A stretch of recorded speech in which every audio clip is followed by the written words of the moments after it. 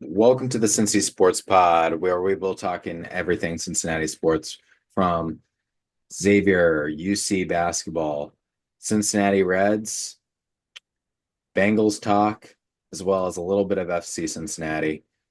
I'm Tim Kraft, along with my co-host Jack Snyder, where we'll be talking first about UC Xavier Bubble Watch.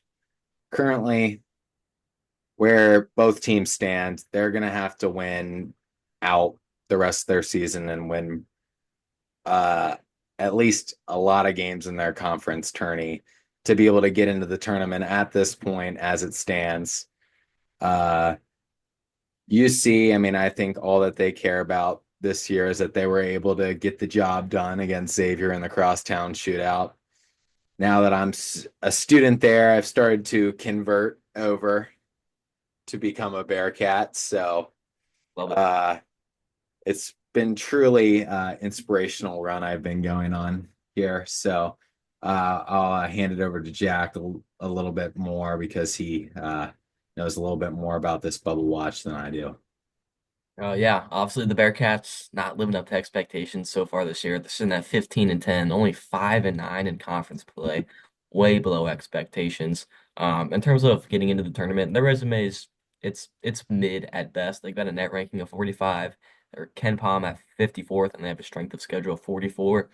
And if we break down the strength of schedule, that's highly carried by being in the Big 12 conference, the second best conference in basketball, maybe even the third conference, depending on how you see the Big Ten and the SEC, but they're not really in the tournament right now, and they really don't deserve it to be.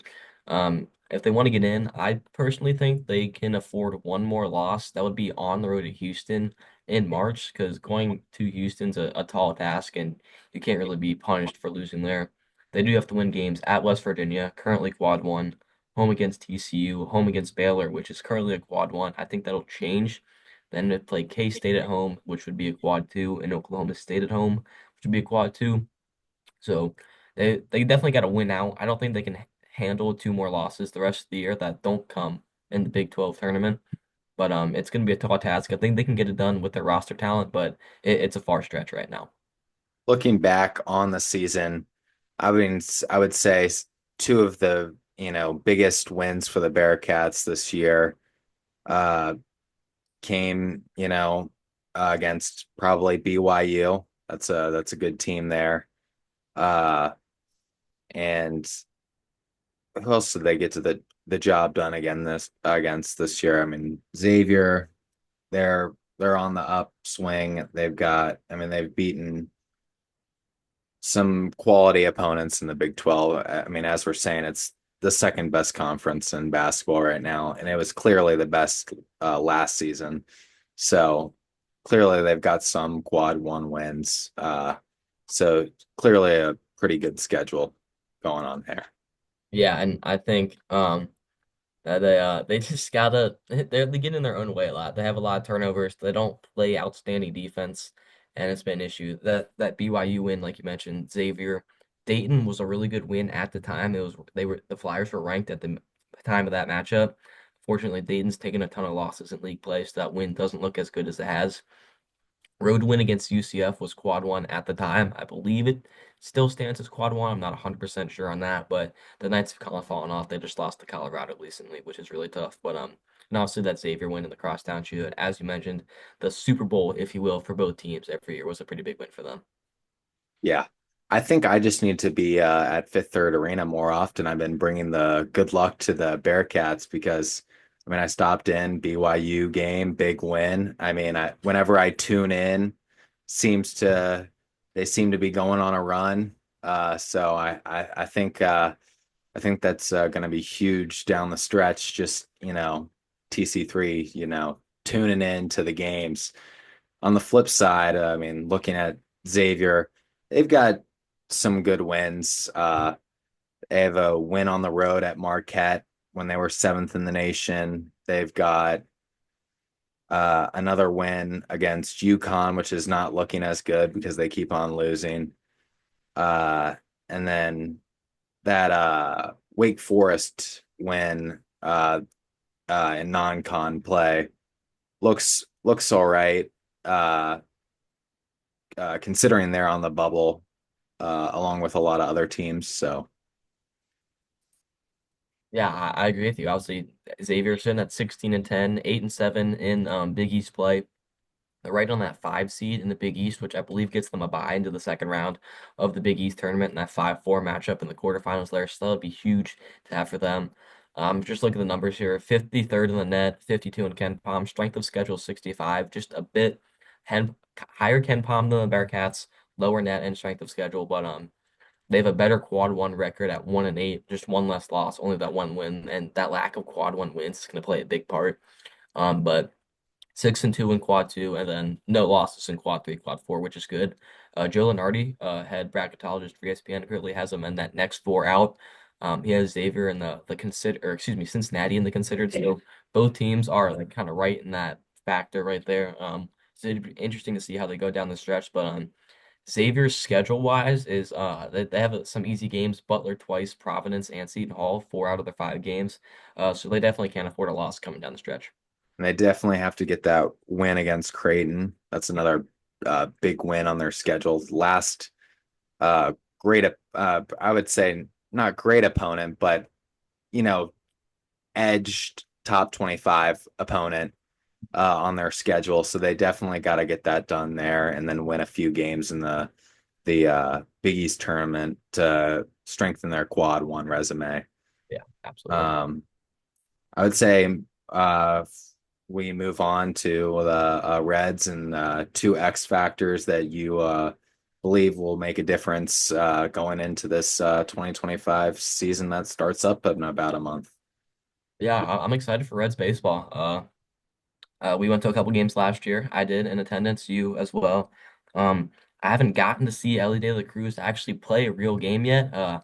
We went that one time and he walked 4 times when he got to the plate. The other time he got ruled out about 30 minutes before the game, so I was very disappointed. And he's one of my X factors. I know that's kind of cliche. He's obviously the best player on that team, but he's the cover of MLB The Show. He's got all this hype. He's doing everything. But like is he really going to take that next level step to be that top tier superstar that we need in Cincinnati? I think he's capable of it. Starts with staying healthy, playing consistently. And obviously, I think if he can get rolling in the batter's box, consistently getting hits, he had 26, or excuse me, 25 home runs last year. So I think he can be a good asset for the team as obvious. He's projected to go second in this batter's order on this website RotoChamp I'm looking at right here. I don't fully know where he's best at in the lineup, but I think he could be a key piece if he reaches the full potential that we know he can. I think he's probably going to hit around, third or fourth. Um, Clearly an all-star last year. Need to limit the strikeouts this year. A little bit of carelessness on defense, and we will be seeing Ellie De La Cruz, probably one of the highest paid players in all of baseball in the next few years after he's done with his rookie contract. Um, Hopefully is able to stay in Cincinnati, but we never know with the way baseball works and the market and no salary cap. So big advantage to those big market teams.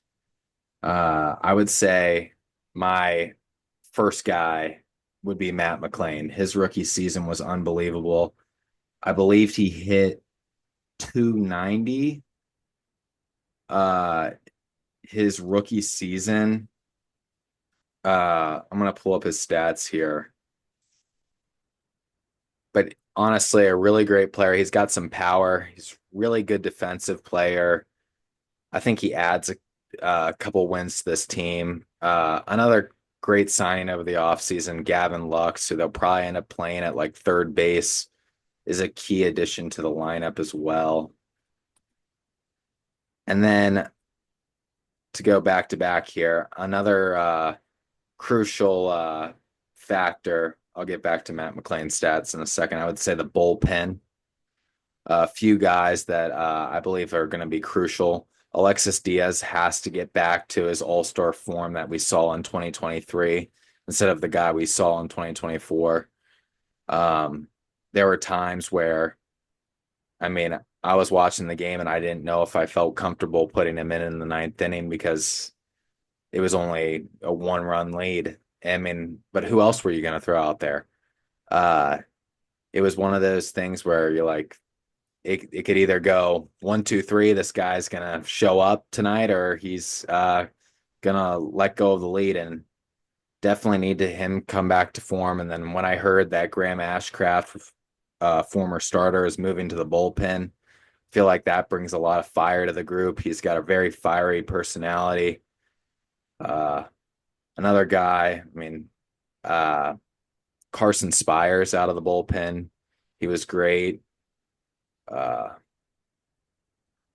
I believe his ERA was around like a 3.5 out of the bullpen. So he's going to be a crucial piece that's going to need to improve for the Cincinnati Reds to have a shot at, Hunter Green comes out for, 7 scoreless innings, and then you'll have a guy blow it in the eighth and ninth. And it's like, we played perfect all game. What's going on here? So I feel like those are some guys that are very crucial. And then moving on to your next guy, Jack. Yeah, I'm gonna go to Christian Encarnacion Strand. Obviously had wrist surgery last season. Wasn't a very big asset for the team. Only played in 29 games, had 106 at-bats, had 190 overall, only hit 2 home runs. So not the production you're looking at of him. When he played his 2023 season, he played 63 games, nearly double there. Hits 13 home runs as compared to the 2 from last season, and bats 270 compared to the 190 from last season. I think he'll be a key piece for the Reds. I don't think he's going to start for the Reds this season, but I think he'll come in, play some games for them, have a good role off the bench, and I think he can provide a spark for the other guys when he's getting this more extended time. And just getting back to that consistency that we saw from 2020 through 2023 CES as opposed to 2024 pre-injury CES. I feel like he's also a guy you can move around. He doesn't just have Yeah. to play first base, he can play third base. So same thing with Gavin Lux. I don't know if it's going to be, we now have a very crowded infield, obviously a very crowded outfield. And that's a good problem to have. I feel like the most underrated part of this Reds team is going out and getting Terry Francona, a Hall of Fame coach. I feel like he was the highest wins above replacement add to this team in the offseason, because I really believe he is that great of a manager for this team. I mean, if you see what he did with the Cleveland Indians and taking them to the World Series, I believe he's also got another World Series as a head coach at another stop. Um, so you add him. I mean, David Bell's nonchalant personality in the post games. I mean, it almost seemed like he didn't care at times. Uh, and I feel like getting that winning mentality back to Cincinnati, winning culture.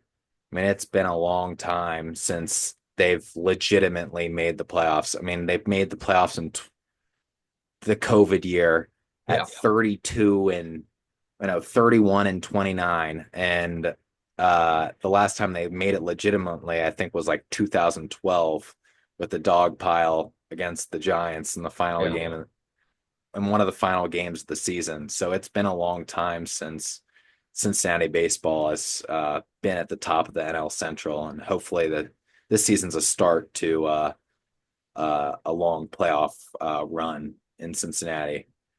Because I mean, the city of Cincinnati is uh, much better when it's not just the Bengals that are humming, and Yeah. it's great when all three teams can compete at the highest level.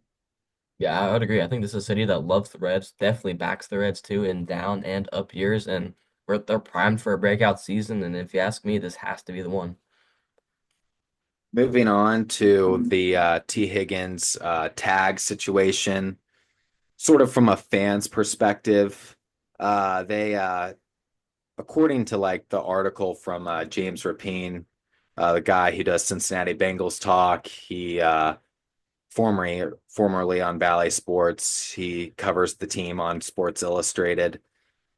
He says it's either they're trying to look for a long-term contract or a tag and trade type situation. I think T. Higgins is a guy that you just can't let out the door considering how bad we've been drafting lately. I think the last good draft that we had was 2020 with Joe Burrow, T. Higgins, Logan Wilson in the third round. Then you pick up Evan McPherson. His first two seasons were great, and then he had a baby and forgot how to kick a football. But I would say that's the last good draft we've had. So I don't think you allow him to walk out the door. Yeah, I would agree. T. Higgins is I would say an essential piece to this Bengals team making a Super Bowl run. Obviously, he's gonna earn 26.18 million salary for 2025 under the franchise tag. Of course, played under that tag last year at 21.8. So kind of sticking around. Obviously, we know the intent to sign him long term gives kind of fans some reassurance. The idea that keep him off the open market. They're gonna try and work out a deal here, maybe before the deadline or before next season, obviously. But as a fan, personally, like just get him signed for years to come. Him, Jamar, Joe, like you gotta have those three. It's really what's keeping this team together. Jamar winning the Triple Crown last year, Joe Burrow being one of the most efficient QBs in the National Football League. So I think it's just a mess. Everything the front office has to find a way to keep T in Cincinnati. I would say it's a necessity, to be honest, and really just disappointing as a fan because I expect better from our franchise, but we're not really getting it. And the one thing that I think is crazy, the guy, I mean, he was out most of the season and he still had 911 receiving yards, 10 touchdowns, and 73 receptions. Uh, the guy produces when he's healthy, for sure. So it's just a matter. I mean, who else are you going to turn to, Jack? You really think? I mean, Andre Yosevach is a number two wide receiver in this league right now. I Probably mean, not. And we thought Jermaine Burton was going to be good, but he's got off the field issues. He's just not really being reliable at the moment. So I mean, outside of Jamar and T, I don't really see much. until you can start hitting in the draft with wide receivers, it doesn't incline me to go draft a guy like Luther Burden in the draft, although he's a great prospect. Mhm. I just think you're just playing with fire when you already have a guy as good as T in the building, and he knows that he could command so much more money on the open market. But Yeah. the situation he has with Joe Burrow and Jamar and not being treated as a true number one in that he doesn't have to be double teamed all the time. Yeah. He's going to get his. I mean, you saw in the Denver Broncos game where he was put up one on one against Riley Moss and it was just unfair the entire time. I think he had 250 receiving yards with three receiving touchdowns, just mossing him the entire game. So it's one of those situations where you just can't let that guy walk out the building. And then another thing I wanted to get to is Trey Hendrickson.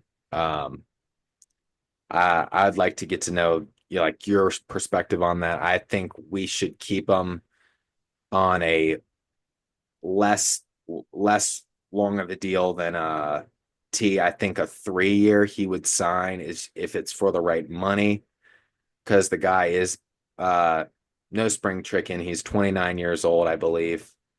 And that is getting up there for pass rushers, but I mean he's coming off two back-to-back seasons of 17 and a half sacks. So I also believe, I mean, you take that guy off the defense. I think the Bengals already being a historically bad defense would have been one of the all-time worst last year. So Yeah, I agree. I think you got to keep him. He is 30 years old, as you just mentioned. So getting up there in age is a bit of a concern, but I think he's expressed that he wants to stay in Cincinnati, and we know that Trey, T, and Jamar are very important pieces to sign you back. And I think the Bengals front office should think very highly before they make a decision on to not sign one of them. Specifically, Trey Hendrickson. Trey Hendrickson seems like he'd be the odd one out in this situation right now. And we already know Joe is willing to maybe do some work with his contract to get these guys under deal.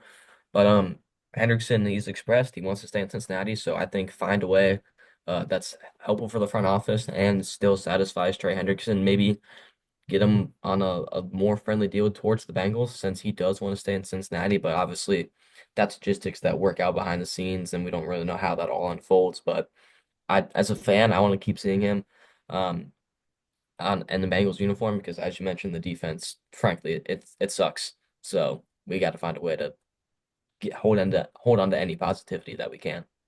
And moving on to our last topic, we won't talk a whole lot of FCC on this podcast, but I just wanted to, since there has been big news surrounding the team this offseason with the departure of former MVP Lucho Acosta and with the signing of Evander, I believe uh, I feel like that's a move to just tell the fan base that we're not done here. We're not necessarily in the same position we were, but we're trying to at least show that we want to make a run in the playoffs. I don't think anyone really expected this success out the gate that FCC has had in their first, I believe, 5 years of being a franchise in the MLS. I think they've actually 4 years seasons. I think they started in 2021. Um, First season train wreck, but after that they got on the right path and have gone to the semifinals. Uh, I believe twice in the MLS playoffs. So I just feel like they're just trying to give the fan base some hope at this point. Yeah, and I think Lucho, he was obviously a great player for FC Cincinnati. He had 14 goals, 19 assists last season, 17 goals and 14 assists in 2023. MVP type caliber player for the last 2 seasons. It is unfortunate the way things kind of unfolded, both sides not really being able to agree to a deal. Obviously, he gets sent to Dallas, but they do pick up Evander, as you mentioned. He was a very good player last year, 19 assists and 15 goals overall. It was the MLS best 11 player last season. Became third in MVP voting, so I think he'll slide into that role very nicely. And I think SEC is still trying to chase a championship. I would say so too. I mean, so I love going to the games, always a great environment, and looking forward to all these Cincinnati teams' seasons fastly approaching March Madness as well as Reds opening day. So it's an exciting time to be a Cincinnati sports fan. I think that's it's been a long time since you could say that about almost every team in Yeah. Cincinnati. So exciting time to be a Cincinnati fan and looking forward to talking more sports on the Cincy Sports Pod. That's all. Tim Kraft and Jack Snyder. See you next time. We'll let this out, but stop recording.